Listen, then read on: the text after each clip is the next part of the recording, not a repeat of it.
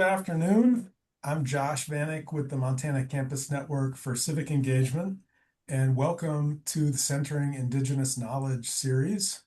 We are so excited to be here and sad that this is our last presentation of 2025, but we've had such a great run and we're excited to hear what we hear, what's in store for us today with Chris Latre.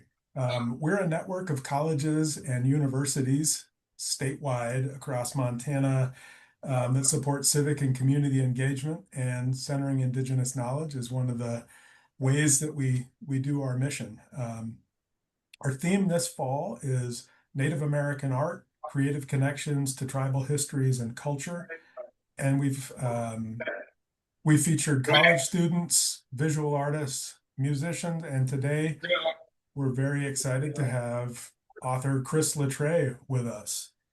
I will put a quick plug in for his 2024 book, Becoming Little Shell. It's my top book that year. I think it's personal, funny, honest, and just kind of holds your attention like very few things I've read. So I really encourage you, if you have not yet read it, seek it out and do yourself a favor. Our artwork this year, that was probably on the screen before you heard me talking, is called Ilusacha. It's a Absoluke word, and that's by artist Stella Nall, stellanall.com. I also want to thank our sponsors, Humanities Montana, RJS Associates, Reach Higher Montana, Montana State University, Campus Compact, and the University of Montana. And if you're attending today, know that it's because of our generous sponsors and the money they give us to make this thing happen. So if you have the wherewithal, we'd love it if you made a donation to a tribal college in Montana. I also want to put an extra plug in and really thank Danielle for the great work she's done getting this thing going. This is her first go round with Centering Indigenous Knowledge, and it wouldn't have been possible without her work. So I'm going to hand it over now to Dr. Karla Bird from the University of Montana. Karla. Thank you, Josh. I have the honor of introducing our presenter today. So Chris Latre is a Métis storyteller, a descendant of the Pembina band of the Mighty Red River of the North, and a citizen of the Little Shell tribe of Chippewa Indians. He writes the newsletter in Irritable Métis and lives near Frenchtown, Montana. He was the Montana Poet Laureate for 2023 to 2025 and has written 3 books, most recently Becoming Little Shell, A Landless Indian's Journey Home. His works can be found at www.chrislatre.com. His presentation today is titled Contributions from Native Artists from 30,000 plus year old cave paintings to contemporary poet, artists, and authors, and how these stories continue to create our world. So at this time, I'll hand it over to Chris. Miigwech, Josh, and Karla, Bonjour, Indinowe Muganadug, Chris Latre, Indigenous Cause, Chris Kashinikashin. And what I said there is, hello, all of my relatives. My name is Chris Latre, but you can call me Chris if we happen to cross paths. And I spoke in Anishinaabe-Moan, which is the language of the Little Shell people. We are Anishinaabe people. We speak Anishinaabe-Moan or Anishinaabe or Ojibwe-Moan or Ojibwe or Chippewa, which are all different words for the same thing, which is who we are culturally and our language is. So I said, hello, Bonjour, Indinowe Muganadug is all of my relatives. Chris Latre, Indigenous Cause means my name is Chris Latre. And then the last thing, I said, Chris Kashinikashin is, you can call me Chris. And I said that in Michif.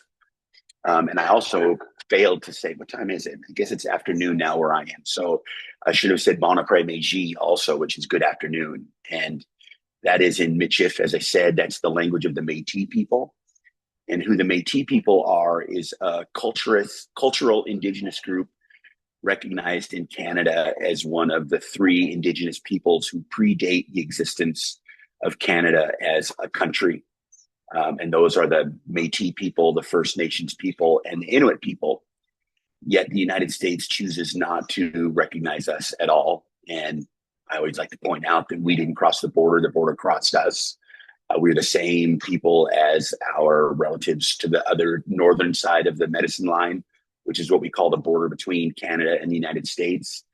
And the Little Shell are largely comprised of Métis people. So it's, my tribal ID says I'm Chippewa Cree, which is kind of a Easter egg or code for Métis on this side of the medicine line. So I'm going to talk a little bit, but also, these things really work best when it's a conversation. I don't really like to just lecture or bloviate, because while I'm fully capable of doing that, I don't think that is interesting to most of us, because presumably you're connected for something, and I'm hoping you have questions that you would like to see answered. And I would love to have that back and forth as much as we're able to in this kind of weird tech environment where the only thing I can see is Karla's name. So I'm going to do my best to pretend there's, 5,000 people looking at me through the computer screen here. So I'm going to begin with last summer. And last summer, me and two friends of mine, Dr. Anna East, who is the executive director of a nonprofit dedicated to Indigenous education called Chickadee Community Services. And then our friend Celia Avila, who is the, event coordinator or community engagement person for the Missoula Public Library. And we kind of hatched a plan to have a festival called Indigipalooza Montana. And it was a celebration of Native storytelling in all the ways that storytelling manifests from Indigenous people. And we invited Joy Harjo, who is the first Native poet laureate of the United States in the history of the United States. And she was kind of our headliner. And then we had a number of other Native artists of various disciplines. So we had a couple poets, we had a couple novelists, we had some nonfiction writers, but then we had, Mariah Gladstone, who did a cooking demonstration with cooking the focus as a form of storytelling, how we tell stories with the food we eat or we prepare or that we share, or how we break bread with people, is a story. And we had music. We closed the event with Superman and Foreshadow, kind of focusing on Indigenous hip hop and how we tell stories through music. All of the myriad ways that kind of any way that we interact with the world is essentially a form of storytelling.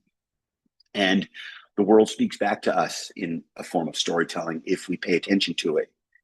And, the title of this, referring to 30,000 years ago, I feel, as poet laureate, I feel like I had some authority to kind of say whatever I want. People had to believe what I had to say about it. So, to me, the oldest poetry isn't even words. To me, the oldest poetry is the collection of cave paintings that maybe some of you are aware of that are in France that they discovered, I think back in the 50s or something.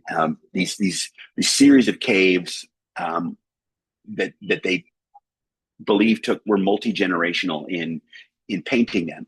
And they go from cave to cave to cave, and they largely depict the world that the people living there 32,000 years ago, what their world was like. So, mostly there are pictures of animals and all these other figures that we can only guess what they mean. But the importance of that is, somewhere along the line, they decided that they wanted to take the means they had to preserve their story through paint on the walls and share that with their community or express that as some kind of a ceremony. Who knows? The important thing is that they did it. And because they chose to do that, we have an understanding of what their lives were like and how their world, how they interacted with their world. And, that's valuable because the people who did that over however many generations certainly had no idea that what they were doing was going to somehow be a window into their world, all of these millennia into the future. And what a gift that is from them to us. And I feel that any of the creativity that we engage in today as creative people, no matter what that is potentially that kind of message in a bottle to the future, whether that is this kind of forward moving, I say progress because I don't know how much of our technological progress is really progress, but who knows what the world is going to be like 5,000 years from now, 10,000 years from now, 200 years from now. And the tracks that we leave behind through our creative efforts are, like I said, kind of a time capsule or a message in a bottle to the future about the lives that we are living today. And, my focus, of course, is on Indigenous creativity and all the ways that we express that through, the art we do, the ceremonies we practice, our languages. These are all important parts of what it means to be an Indigenous person.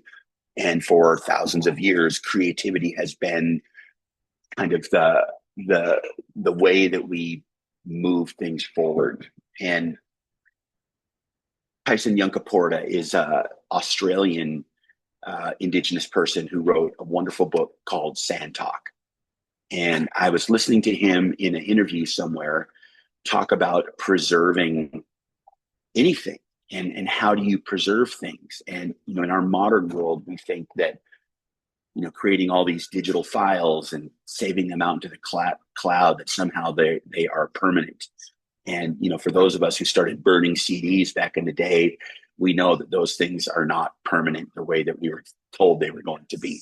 Same with all of the digital stuff. At some point, I think these tech bros are going to do something so egregious that they're going to have to be thrown into jail. Not that most of them have already done things that they should probably be rotting in a cell for, but at some point, all of that stuff, someone's going to forget to pay the server bill, or civilization is going to crash, and all of that data. I mean, these are all very happy things to begin thinking about on a Thursday afternoon. But my point is that physical, technological means of preservation are not the best way, nor historically the way that we have preserved stuff.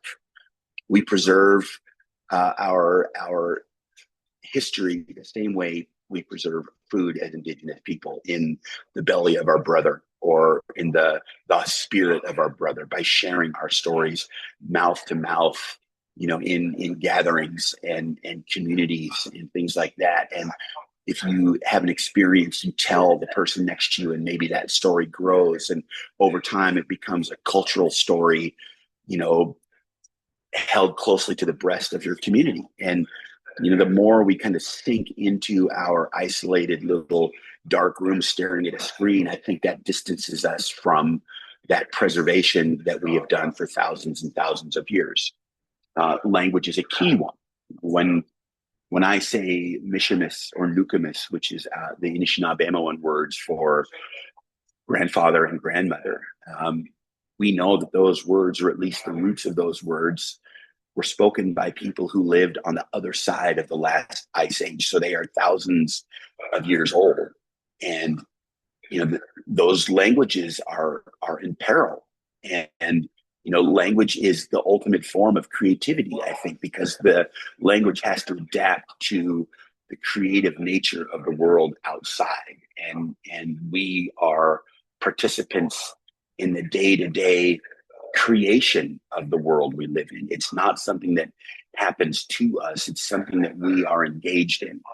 And the language is kind of the foundation that describes all of those things. And we're now like in the third or fourth year of the decade of Indigenous languages as directed by the United Nations, who, some people predict that in the next 100 years, 90% of the languages spoken on Earth will be extinct. And of course, we're talking about Indigenous languages. And all over Montana, there's not a single Indigenous language that is not in peril, where, you've got a half dozen or less elders who are surviving first language speakers. So language preservation is indeed a creative act that is essential in Native communities to kind of stir the coals back up of those languages that are just waiting to be spoken again. And, that's one thing. And, there are all kinds of ways throughout our societies, both individual and intertribal, that that we seek to engage with the effort in preserving these creative means that, like I said, whether it's language or music or paintings on cave walls and things like that. So I'm curious if anybody has any questions yet, like right out of the gate.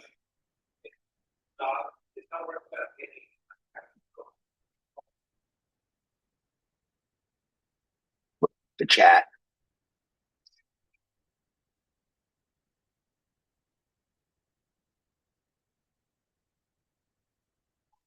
Well, I'm going to take that as a resounding no.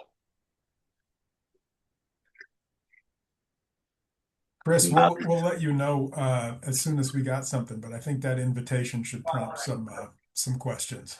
Mm-hmm.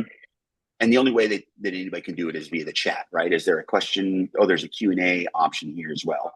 Yep. Sorry, I haven't done one of these types of Zoom things in a while, so I apologize for the awkwardness of it. No, you're good.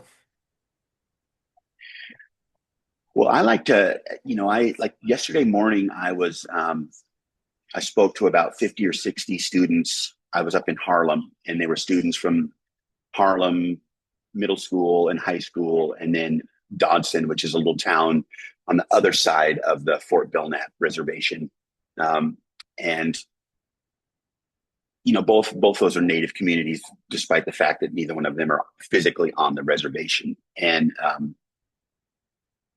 what I like to tell students is, well, teachers love it when I tell them that our original instruction is to pay attention. So in our Anishinaabe creation story,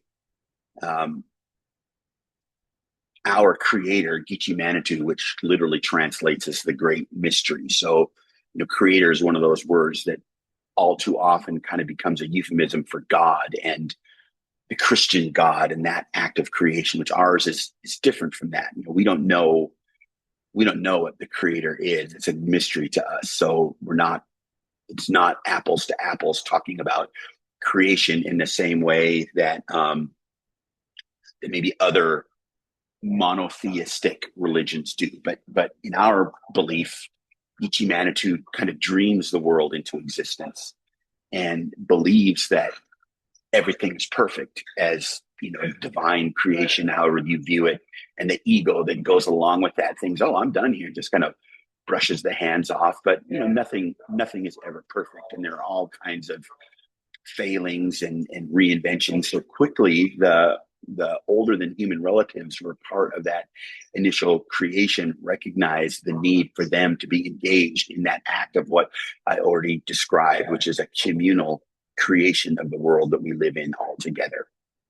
And over however much time, those older than human relatives begin to realize that one of the most imperfect elements of it is that there's one key relative who is missing. And of course, that key relative is the human relative, us. And they begin to whisper back to Geechee Manitou that, one big hurdle from keeping the world from being perfect is the lack of this relative. And those first whispers we define as being the original prayers. So Geechee Manitou begins to hear more and more of those prayers and begins to realize that, well, maybe these good people are right. So I'm going to make this final little adjustment to the world, and we'll see what happens. So Geechee Manitou takes a handful of soil from each of the four directions of Mother Earth and places those handfuls into a shell. And then Geechee Manitou breathes into that shell, and that mingling of, that holy breath, which is kind of damp and misty, mixes with that beautiful original soil from which the world sprang into existence. And, imagine it as just like the richest, darkest, most worm infested, perfect garden soil that you gardeners can ever dream of having. That mixture creates the energy necessary for the emergence of the first person on the other side of that shell. And that first person is Nanabuju or Nanabush or Wainabuju, depending on which area of the Anishinaabe territory, if we want to call it that, have different names for them. But Nanabuju is the first person. And all people spring ultimately from this semi-divine person person that is Nana Buju, who is also becomes our trickster figure. But when Nana Buju first emerges and their feet first touch the earth, the first task that the Kichi Manitou gives to Nana Buju is to go out in the world and pay attention to it and listen to it. So, that is the first original instruction of humanity, is to be attentive to the world and let the world come to us. The idea being that the world will share with us everything that we need to know. Who everybody else is, what their role is in the community, how they can interact with humanity in the form of Nana Buju. So our original instruction is to just be part of the world and interact with it in a way that isn't one-sided in the way that we kind of view the world today. Josh, you've reemerged onto my screen. Do we I've have questions? reemerged. Yeah. You Okay. just Silky, exited a shell. welcome back. Silky Lane asks, and I apologize if I've misread your name. How has learning your ancestors' language influenced your view of the world, Montana, the Clark Fork Valley, and how has it influenced the way you write and tell stories?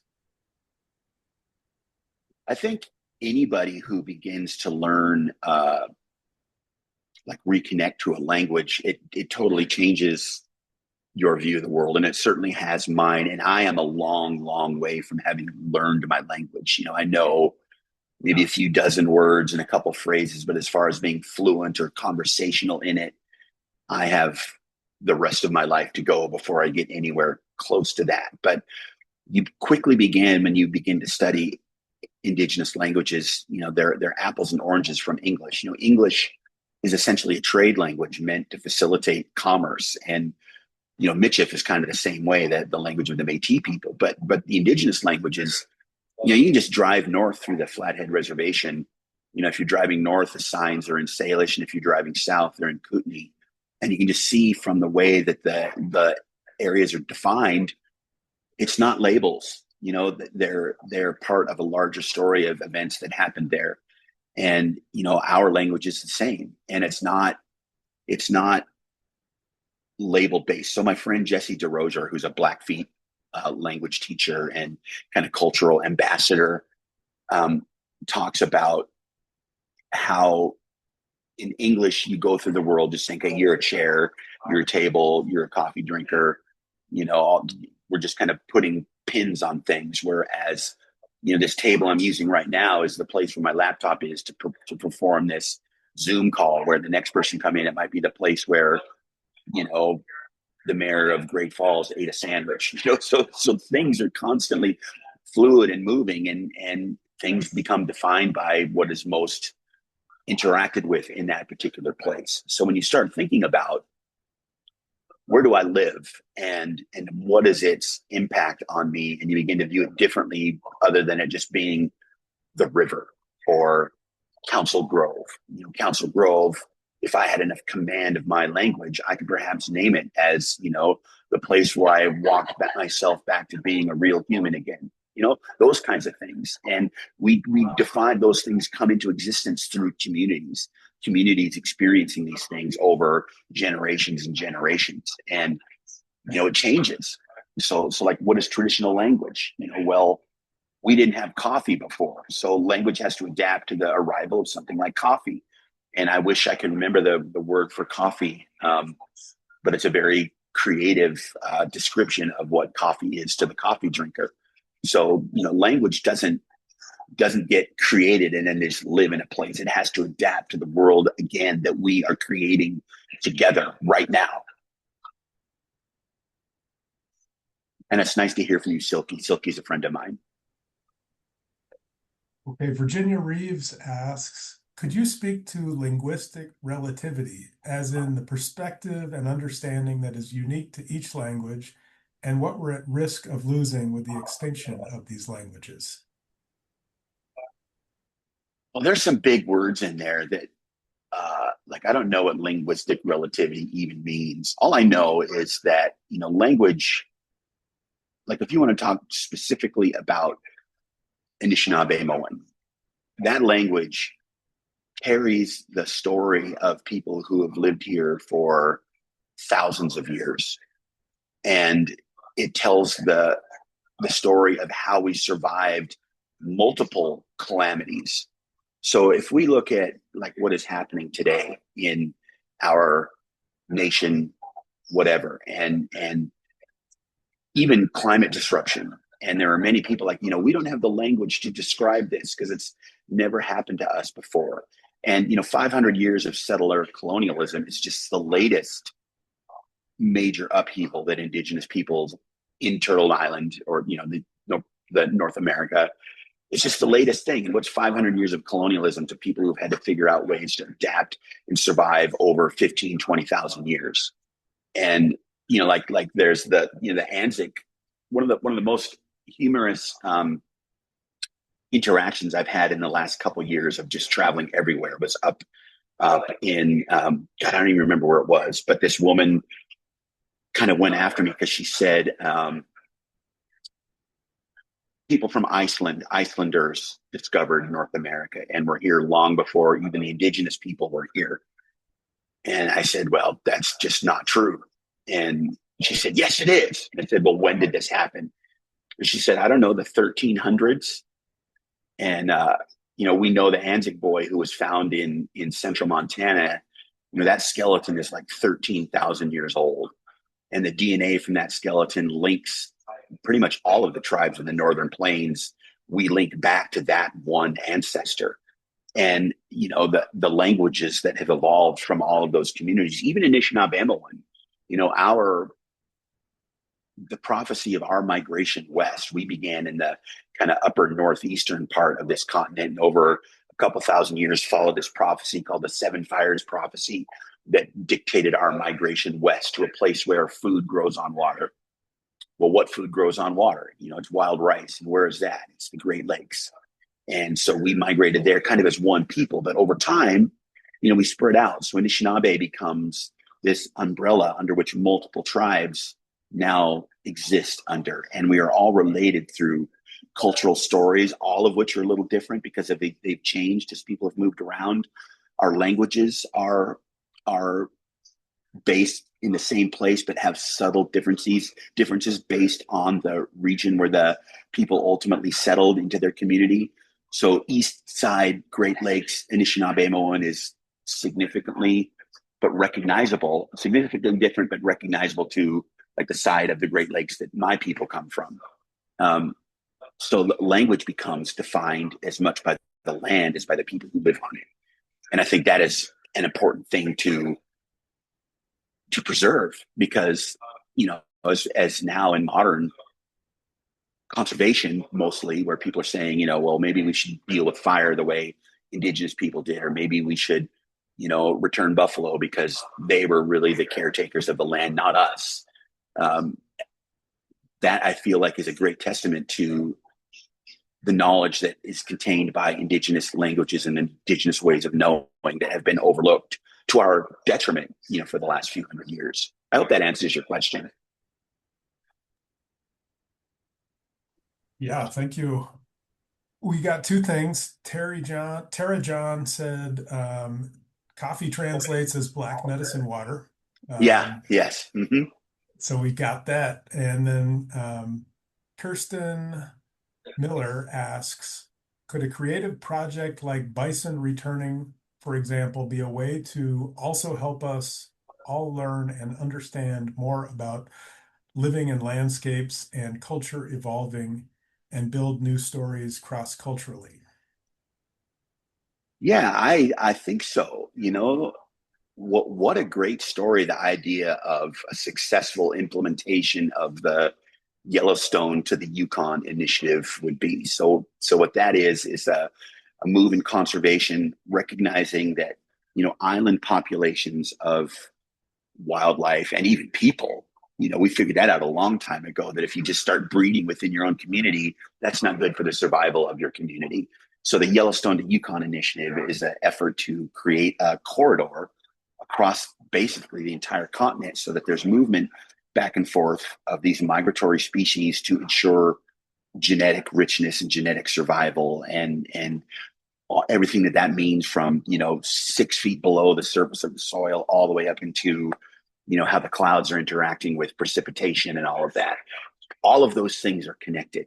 So imagine the story that could be told about us 100 years from now if we were able to pull that off. And that is, what you see, Yellowstone Park trying to be engaged in, even as they are stymied by the Montana state government, who wants to view, bison as competitors to cattle, and they, put up all these barriers to free range bison. American Prairie is engaged in that effort to create these vast corridors. So, I think that is a perfect example of a great story that we could tell through our mutual creation of this corridor, and what that can mean for the future. And, many of us have probably heard of the idea of the 7 generations, which is kind of a Haudenosaunee concept. Iroquois is what most of us know the Haudenosaunee as. That's kind of become almost a pan-Indian thing, where a lot of people claim ownership of this idea that any decision that we make, we should think of the ramifications of that decision 7 generations down the road. And that's great, but 7 generations is it's hard to visualize, and I don't think as people we do a very good job of that. Anishinaabe cultural belief, we still believe the 7 generations, but we're in the middle. And anytime we have to make a decision, we think of how the 3 generations before us, the decisions they made brought us to where we are today. And if we continue that, or if we need to change it, how is that going to affect then the next 3 generations after us? Which I love, because we can see those people. Depending on where we're born, we could have known, even as a young child, our great grandparents. And if we live long, fruitful lives and our children get busy young enough, we could potentially know our great grandchildren. So we can see them and the world that they're living in, and how we have created that world together for them to have to survive in. And I think a perfect example of that playing out in the modern world is that, what is it, the Held lawsuit? Is that what that is? The high school kids, I always forget. I think it's Held, where they sued the Montana state government because they did not uphold their constitutional mandate to preserve the environment, and that their continued embrace of fossil fuels has imperiled their survival, is essentially how I define that. Because here they are, those young people, standing in the middle, and they're looking at their previous generations and their decision to commit to fossil fuel. The people in charge knew what the risk was, but most of us were duped that there was no problem that using fossil fuel. But now they're looking and say, okay, they made the best decision they could based on the knowledge they have. Now we have this knowledge, and we need to change that because we want there to be a good, healthy world for our subsequent descendants. And while I doubt any of them were thinking much about the 7 generations or about Anishinaabe worldview, it happened automatically. And I think that these concepts can be, exemplified by real world actions. And those are just a couple, and they're happening all over the world. And I think that those things are the stories that we can be responsible for people in the future telling.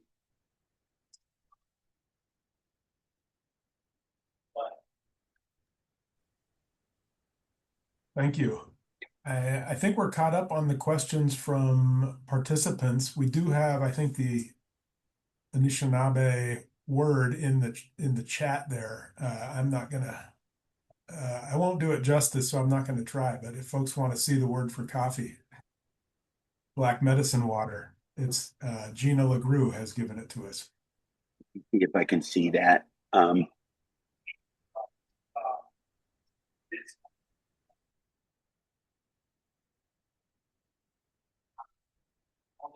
Oh, it's one of the long ones. So it's Makede Mashkiki Wabu. Makede Mashkiki Wabu. Coffee's a lot easier to say. That's the thing with Anishinaabe. Sometimes you'll see a word that's like 3 feet long and it's like a one word in English. But, it's not necessarily an apples to apples translation. It might mean something much more uh, deep. Like people will tell me they like to challenge that Boujou is the French influence on particularly Métis people, though Boujou is a Anishinaabe word, and they say, well, it sounds too much like bonjour, which is the French word for hello. But Boujou predates French interaction because Boujou.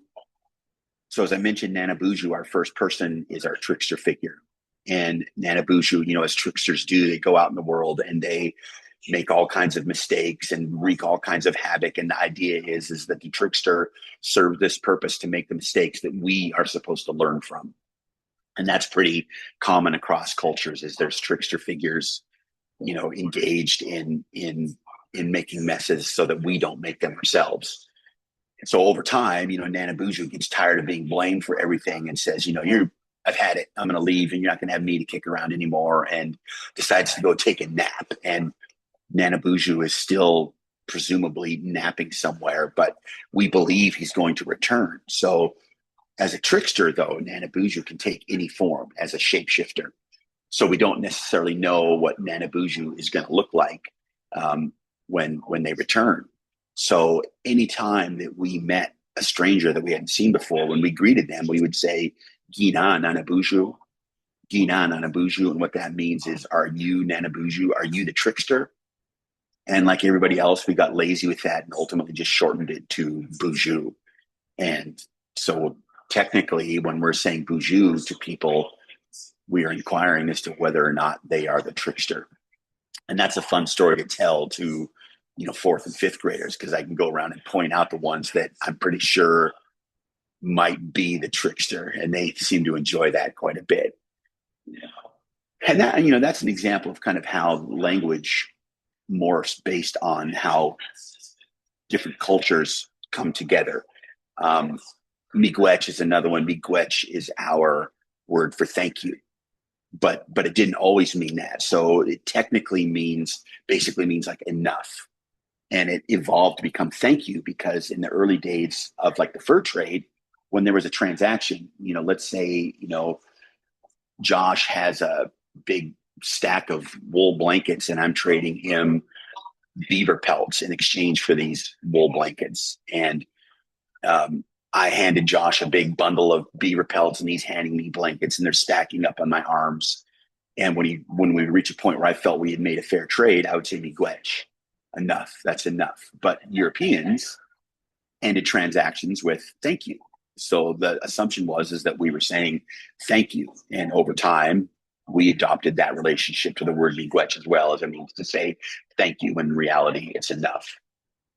I heard yesterday, there are some gifts like certain ceremonies that elders will perform for, people healing or whatever that, it's borderline offensive to even try and say thank you because some gifts are viewed as too great or too important to be measured by, I don't want to say gratitude, but that's the only way I can describe it.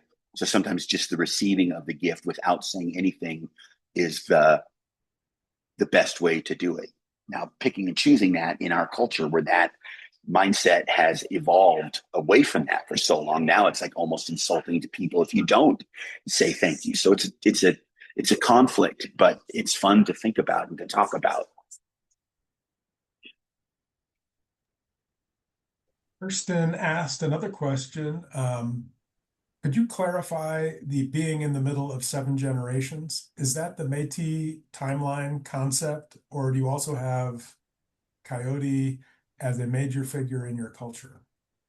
Yeah, Coyote is not a major figure in our culture. And if you think about where the Anishinaabe people come from, the kind of the Great Lakes region and well up into Canada, there's more wolves there than coyote. So, coyote is not a figure in our culture like he is, like say among the Salish or in some of the southwestern communities.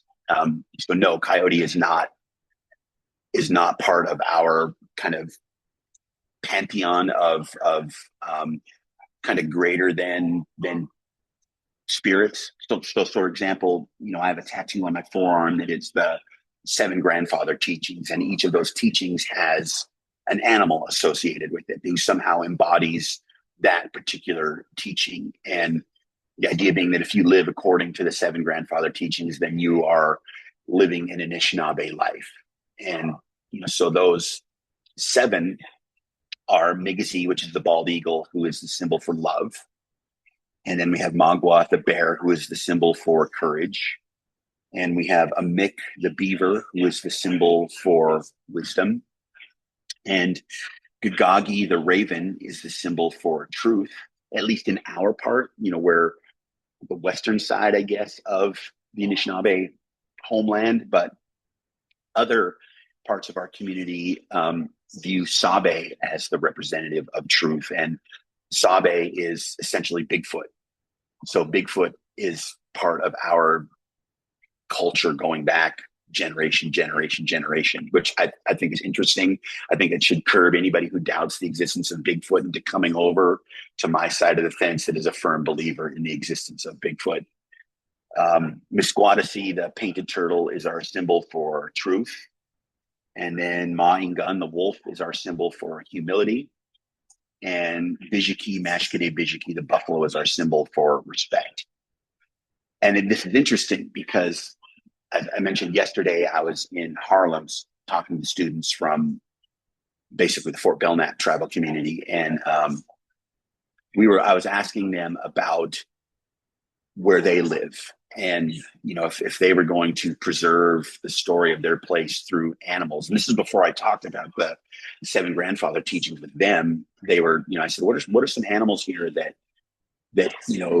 you would paint on a rock wall if you were tasked with having to do that?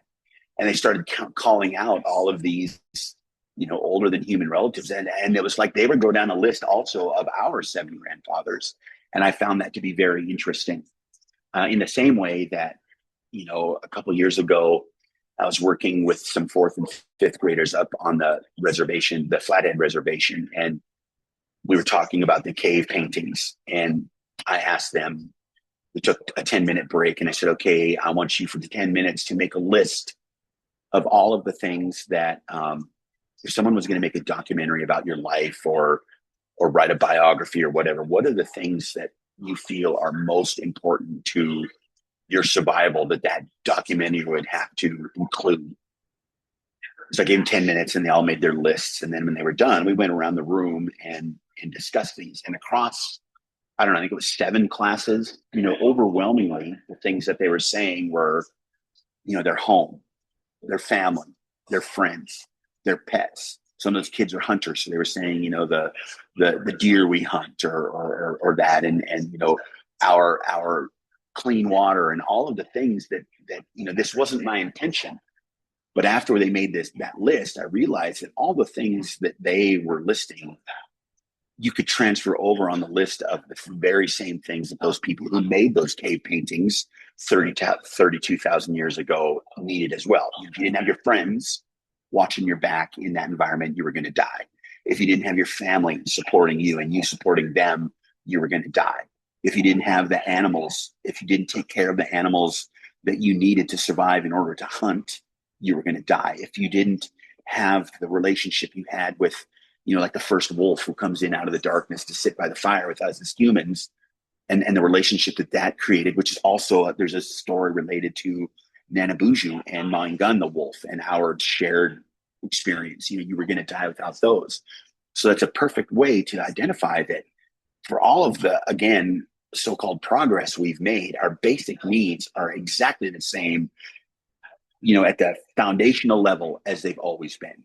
And all we've done since then really is complicate that with, idea, because there was a few kids who would say, Fortnite or, chicken nuggets is the things that they couldn't live without. But, I think it's worth imagining that we are not that different in any meaningful way from the people who made those cave paintings all those years ago.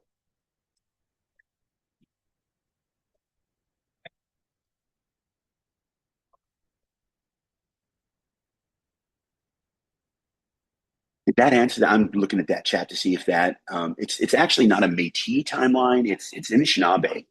So Métis are people who would fall under, for the most part, that umbrella of Anishinaabe people. But the Métis are actually a cultural group who came into existence post contact with Europeans. So starting in like the late 1600s. And as I like to describe it, I am a direct result of that great, great, great, great, great, great, whatever grandmother who, looked at that short, hairy, sweaty, smelly little French dude who paddled up in a canoe and got out. And she looked at him and said, I need to get some of that. When the reality, people laugh, but I'm talking about the trade goods that were in his canoe. Because, historically, our culture was we wouldn't trade with anybody who wasn't family. And that included other native people of the area. So, that is also a testament to the deep kinship ties that bind all of the tribes of that region and west across the high plains. We are all related through centuries of intermarriage and all of those things that we understood you had to involve people from outside of your direct community to ensure your genetic survival. Trade was part of that. And so if somebody arrives and they have a bunch of trade goods that you recognize as a woman, you're in charge of your family. No major decisions are made without your input. And you see this canoe full of, whether it's metal cooking implements or, things like wool and linen that are a lot easier to make clothes out of than it is to, kill a moose and drag it out of the swamp and skin it and tan it and do all those things. You recognize how your life can be improved by what these guys have. So you say, okay, how do you make family when somebody new comes to an area? Well, you get married. And so that's what we did. And the first children to come from those marriages, beginning in the late 1600s, are essentially the first generation of Métis people, who Métis is literally the French word that means mixed. But when you see it capitalized, you're talking specifically about a unique culture. And that culture was a combination of our indigenous influence, which was dominant part of the community well into the existence of it's not until like the mid 1800s with the arrival of missionaries and that influence that it kind of shifts to becoming more of a French association, because those people had to assimilate with us first because they wouldn't survive without it. So, for the first 200 years of Métis existence, it is an indigenous people, influenced by things like the clothing styles of Europeans and what those clothes are made out of. And music, we adopted the fiddle early on, and fiddle music and that form of dancing became a huge part of our culture. We adopted indigenous knowledge of the land with kind of European military traditions to become a dominant, military power on the Northern Plains as well. So all of these things combine to make the Métis this unique and member of the broader family of indigenous peoples. So yeah, I don't know how I got on the origin of the Métis, but that's where we came from.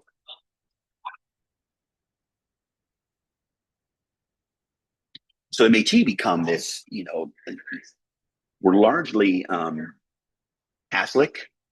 And even there's one Métis leader in Canada who said we have to make sure and not underscore the importance of Catholicism to who we are. And then other Métis organizations like the Manitoba Métis Federation are like, yeah, no, that's not how we are. So there's all kinds of, just like over here, all kinds of disagreement and lateral violence across the Métis community in Canada, which I kind of stay out of because there's all kinds of argument about who is Métis and who isn't and all of this. All I know is that we are Red River Métis, and nobody, we being Little Shell are Red River Métis, and nobody denies that the Red River Métis aren't, legit Métis people. Winnipeg, Manitoba was the original Red River settlement, going back again to the late 1600s. But where the hell was I going with that? I lost my train of thought. You ask 10 Indians a question and you get 8 different answers, and the other 2 argue why the other 9 aren't even Indians. So it's difficult for us to agree on any of these things either. But, the the conception of like missionaries coming to Native communities and converting them on the spot is one of those just total bullshit circumstances that did not play out that way. We were not monotheistic. Our spiritual life assigned spirits to everything. And, when these guys show up and start talking about these great miracles that this dude Jesus is supposedly capable of performing or had performed, we hear about that, and we're like, hey, we'll take some of that. We will add that to what we already believe, because we want as much spiritual power as we can get to survive in this place that is very difficult to survive in. So, that goes on for 100 years, and you get this mix of folklores from the existing people and these new arrivals. And, for 100 years, everybody's getting along. And again, it's not until the missionaries arrive and say, well, we can't have these children running around from these marriages that weren't, officiated by representatives of the Pope. And slowly over time, and with the arrival of the pressure of more settlers, they're able to kind of shift that focus. But, our origin, our tradition is a mix of all of these things.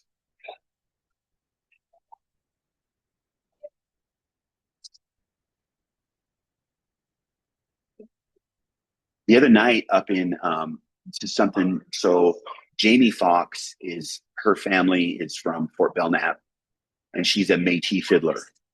And I've heard her play a number of times, and she plays beautifully. And we were together last summer up in Choteau. There's a Métis festival in Choteau in every June, because there was a Métis settlement up in the Teton Canyon up above Choteau going back to the 1850s, 1860s. And there's an elder there, Al Wiseman, who is a direct descendant of those people. And Jamie came up to play, and I spoke, and we started talking about, wouldn't it be cool someday to do a event together where we would mix her music with my poetry. And it had only been talk. So 2 nights ago up in Harlem, we were actually able to do it. We didn't plan it. I just kind of like at the last minute threw some poems together, and we had cues for when she would play. She had a piano player with her also. And so we did this braided kind of reading of poetry with fiddle playing. And it was, I was practically in tears the whole time because I was loving it so much. And it was a, multi-generational room of people there, from, young kids and middle schoolers and high schoolers and their parents, and then elders, so this packed room of largely Native people, and this thing happening. And most of those people, many of them identify as Métis, or at least know people who are. It was the perfect place for this thing to happen for the first time. And I'm really hoping that we can do that again, because, this being a discussion of creativity, it was multiple aspects of what creativity is and how it lives in a community. And it was really a lot of fun. I'm seeing some questions pop up. Yeah, we have one that is, do the Métis have thoughts on whistling at night like many other Native groups? And then Karla asks, can you talk about the Red River carts? I don't know if the Métis don't, as far as I know, have any ideas about whistling at night. And I don't know if that's a thing with the Anishinaabe. One of the problems with things like traditions like that is someone hears that and they says, oh yeah, we did that too. And we don't necessarily know if that's traditional or not. And I try not to talk too much about the things that I don't know intimately or haven't been shared with me by an elder. Another one is powwows. I just recently answered a bunch of questions from a high school student in Anaconda whose name is Ruby Latre, and her grandmother's name was Ruby Latre, and my grandmother's name was Ruby Latre. And we met last year, when I did a talk down at their high school, and I just loved all these overlapping Ruby Latres in the same tribal community. But she sent me a list of questions about traditional powwows versus powwows where dancers get paid to, it's a contest. And honestly, I don't necessarily know. I know the Métis people didn't have powwows the way that we talk about them. And I couldn't say for sure whether where we had powwows when we were the Pembina Chippewa either. So powwow is one of those things that has evolved over time, and they're very intertribal. The songs and dances, you can hear the same ones all over the continent. So it's become something that I feel like we celebrate it as the continent spanning Indigenous people, with now and then little aspects of them that are true to just our tribal community. And my feeling about that is, let's not try and impact ways that we celebrate together. And there are other ceremonies that we can keep to ourselves. But I think the intertribal nature of powwow is so important that, paying people to dance who dance well is pretty far down the list of things that I'm concerned with taking away, I guess. But as for the question about the Red River Cart, so the Red River Cart is, so most historians who study this region consider the Red River Cart to be the instance of wheel use by Indigenous people on the Northern Plains. And the Red River Cart was a development by some guys from, in the, if not Winnipeg, then certainly the surrounding area where, when we began moving farther and farther out onto the plains and not traveling on rivers, because before we were river people and we didn't need carts. We had birch bark canoes, which remain a marvel of technology. And, the river systems and lakes were our highways, even out, and, beyond the Red River. But once we started moving onto the Great Plains, we needed a means to carry things. And the Red River Cart was that innovation. And what it is, it's a two-wheeled kind of a small box cart. It could be taken apart and floated across rivers if we needed to. It's like there's a place up near Malta called Cree Crossing, which for several hundred years was like a low point on the river where people would cross. And so the Red River Cart was a key part of our buffalo hunting culture, because we could take these carts out, each one capable of carrying 900 pounds, and come back loaded with trade goods, which was largely pemmican, and then buffalo hides, before the market hunting kind of ruined all that. But yeah, they were a very important part of our culture. And again, one of those signatory things, like if you see a Red River Cart in a illustration or a painting, you're looking at Métis people, because we were very protective of the design of those. And when I do presentations that include like slides, screens, which I don't really do that much anymore, there's a painting that was made in the 1840s of some Métis people set up out on a hunt with their teepees and carts. And then there's an actual photograph of one. And there's this plain with all these teepees, and next to each one is a Red River Cart. And there's, people moving about, whatever. And I like to use that photograph as evidence that we also invented car camping, where you just roll up to a spot and you set your tent up like 3 feet away from your car. And so if anybody asks, Métis invented car camping, which we've all car camped, right? I have car camped.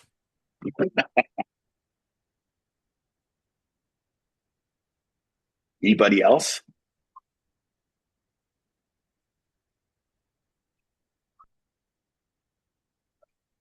I think that's everybody. We are showing 1 o'clock here, but we'll leave it open for a moment here if folks have other questions for Chris. Well, I appreciate people signing up, and I hope this was something along the lines of what you were hoping for. Absolutely. Thanks for sharing your time with us and coming to talk and giving your time to us. Appreciate it.